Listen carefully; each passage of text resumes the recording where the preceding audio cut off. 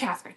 Thanks for joining me at Air Necessities, the podcast that turns complex financial concepts into real talk for Gen X, Millennial, and Gen Z inheritors. I'm a certified financial planner, a wealth manager, and an inheritor, just like you. Each week on the podcast, I'm going to be breaking down some of the most complex issues related to generational wealth and inheritance. If I do my job right, we're going to have some fun along the way, and you're going to be able to stop managing your money by asking Google what to do. On today's episode of the podcast, we're talking about what it's like to be wealthier than all of your friends. This isn't something that you probably have heard about on a day-to-day basis. It's not something that people talk about in the media. It's not really something that's kind of covered in the cultural zeitgeist, but it is one of the number one most common things that I hear from people who reach out, that they feel lonely, that they feel isolated, and that they don't know where to turn for financial logistical support, yes, but also just for having that emotional connection. Before I dive into today's episode, I want to acknowledge that this is not the suffering Olympics. I am not here on this podcast to say that being rich is harder than being in poverty. Being in poverty is objectively more difficult, but that doesn't mean that there aren't still problems and stressors and issues that come along with having a large degree of wealth, especially if you get that wealth as part of a multi-million-dollar inheritance.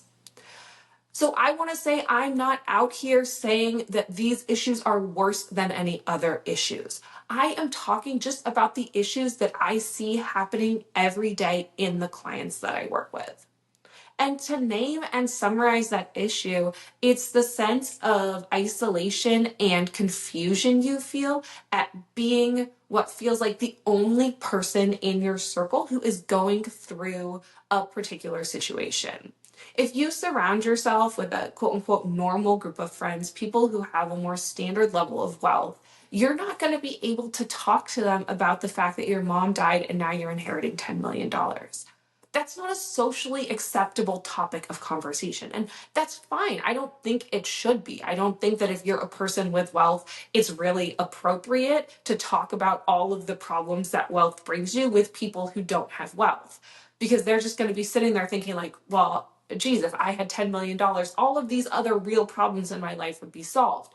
So I agree that if you don't want to be obtuse and start losing friends, you shouldn't be talking about these topics with your friends. At least you shouldn't be complaining about them in the way that you might want to, because it's stressful, it's overwhelming, and you don't know what to do. And at the same time, because of this isolation, you can have a lot of guilt about the stressors that you're feeling. It can feel like I shouldn't be stressed about this because I'm so privileged and I don't know why I'm complaining about this or worried about this when I'm so much more fortunate than other people.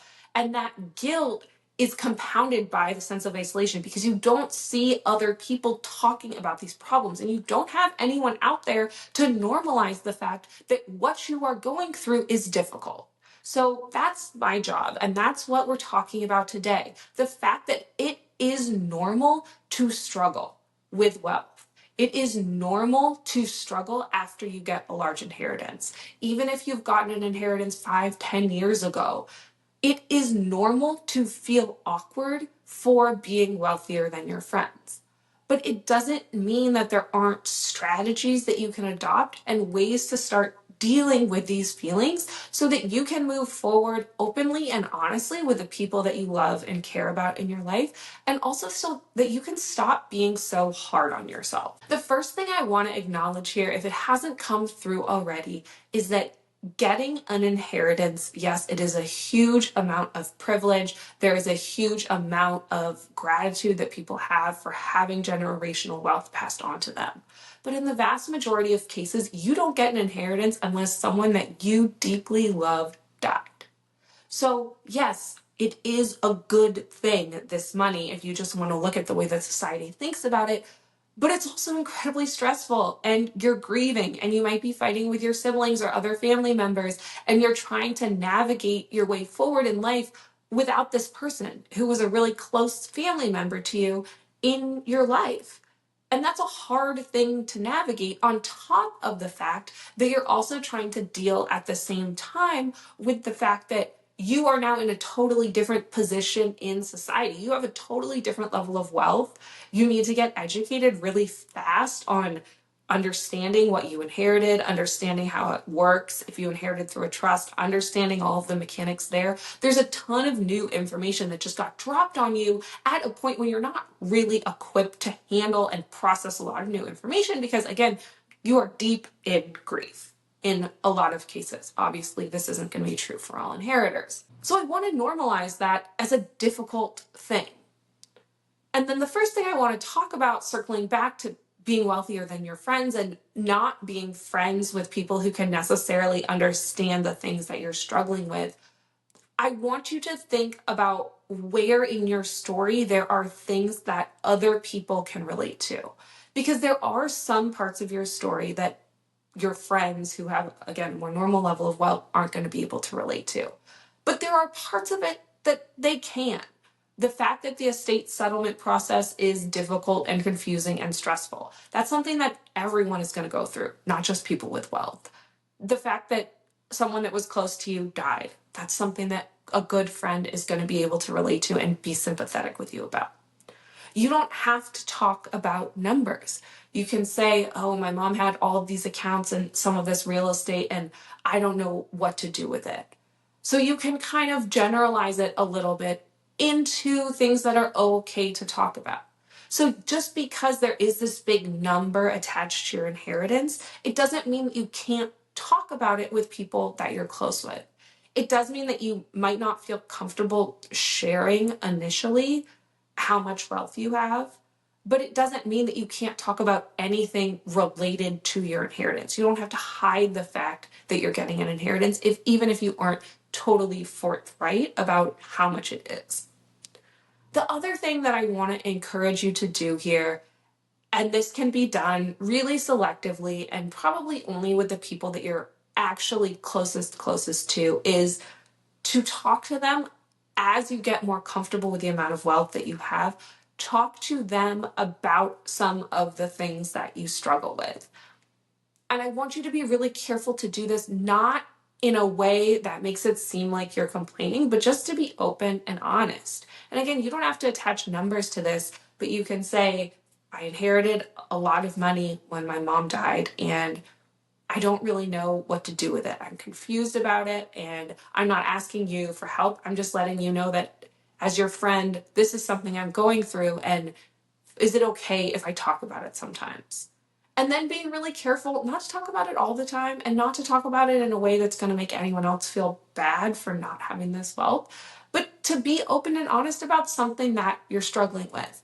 Because I think that we should be normalizing cross-class relationships about money.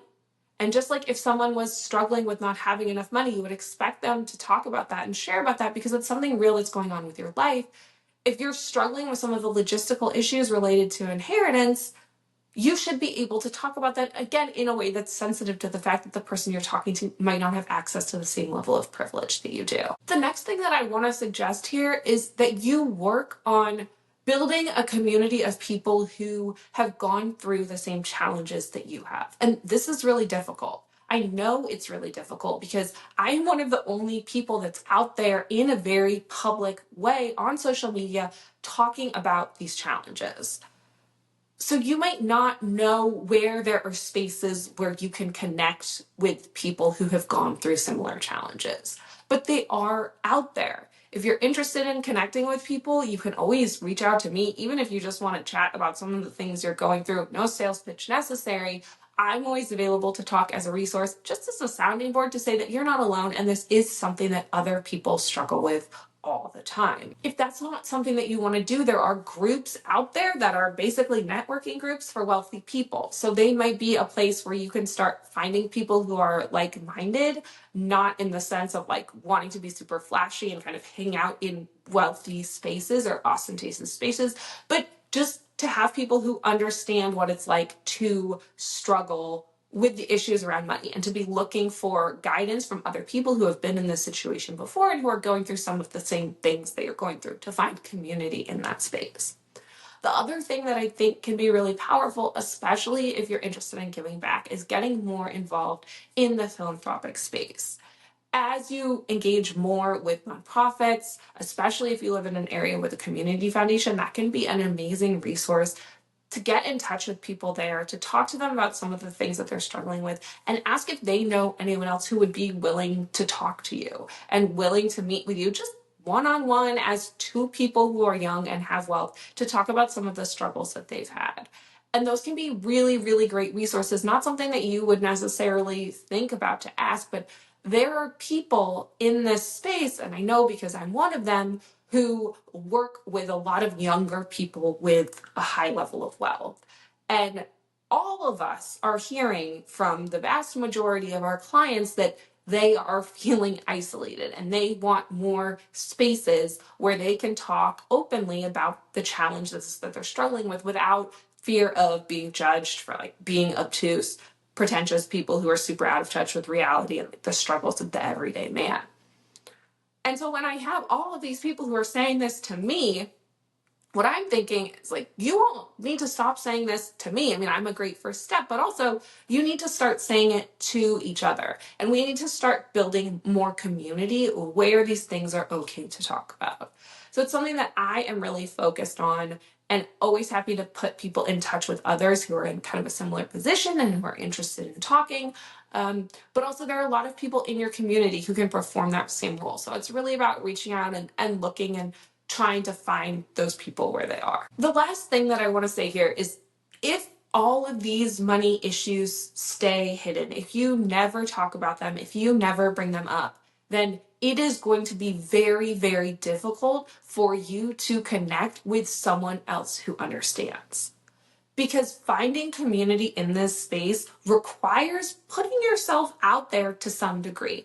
And again, not sharing all the details of your inheritance with the world, but dropping hints and clues or talking about things more generally so that other people who might be going through the same thing that you would never have even guessed would be willing to come and talk to you about it.